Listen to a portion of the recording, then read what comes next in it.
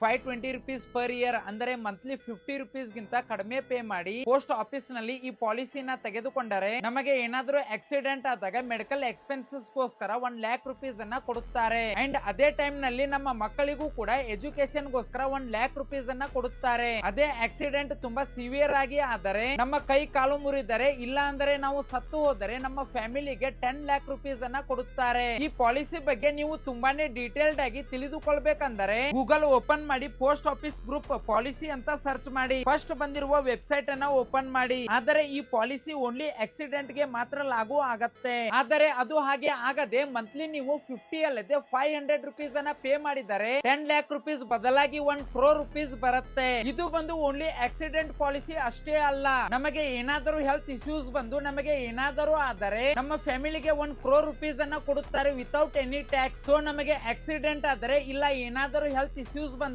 ಅವಾಗ ನಮ್ಮ family financially effect ಆಗಬಾರ್ದು ಅಂದರೆ ಈ ಟರ್ಮ್ ಇನ್ಸೂರೆನ್ಸ್ ಪಾಲಿಸಿಯನ್ನ ತೆಗೆದುಕೊಳ್ಳುವುದು ಬೆಟರ್. ಒಂದು ವೇಳೆ ನೀವು ಕೂಡ ಈ ಪಾಲಿಸಿಗೆ ಅಪ್ಲೈ ಮಾಡಬೇಕು ಅಂತ ಅಂದುಕೊಂಡರೆ ಲಿಂಕ್ ಬಂದು ನನ್ನ ಬ್ರಾಡ್ಕಾಸ್ಟ್ ಚಾನೆಲ್ ನಲ್ಲಿ ಇದೆ, ಹೋಗಿ ಜಾಯಿನ್ ಆಗಿ ಒಂದು ಸಾರಿ ಚೆಕ್ ಮಾಡಿಕೊಳ್ಳಿ. ಸೊ ಇದೇ ತರಹದ ಯೂಸ್ಫುಲ್ ವಿಡಿಯೋಸ್ ಗಾಗಿ ನಮ್ಮ ಒಂದು ಪೇಜ್ ಅನ್ನ ಫಾಲೋ ಮಾಡಿ.